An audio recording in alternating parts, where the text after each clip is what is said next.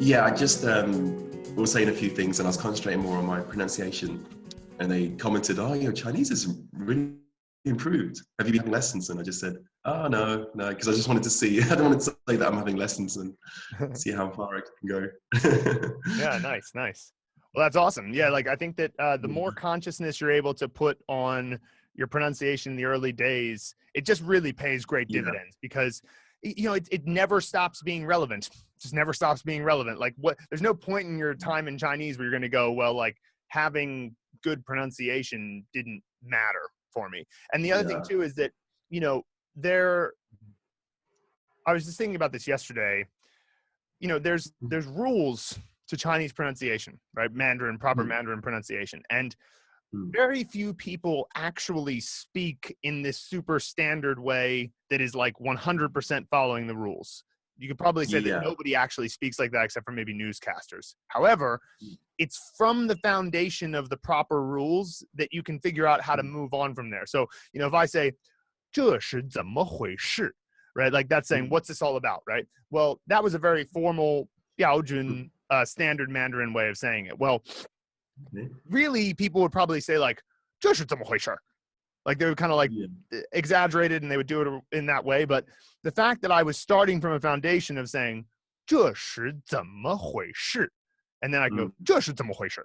Right? Like it's like, that is easier to go to than skipping the step of getting it like proper. And then like, because if you skip the step of getting it proper, you're not standing on principles. So a couple of things could happen. So one is that suppose you don't say it for a while, right? And then you're trying to remember how you were imitating it from like a TV show you saw or something like that. And maybe you can't quite remember properly. But if you understand the rules and you understand the foundational principles starting off, then you can kind of go back to them and go, well, I know how fourth tone is. I know how the third tone, fifth tone works with zem. I know how to do the Z with the ZEN, right? Like there's so many things that you have to go back to your foundations and fix things up.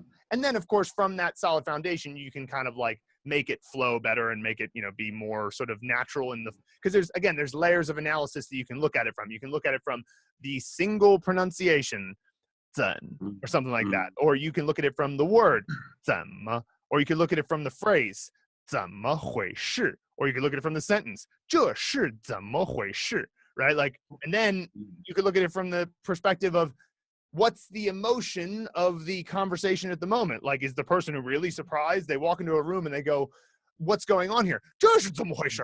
Right? Like they walk in and they discover their girlfriend's cheating on them or something. Like and so they're angry. Like it's like all the possible context in which you could look at it from will change things slightly.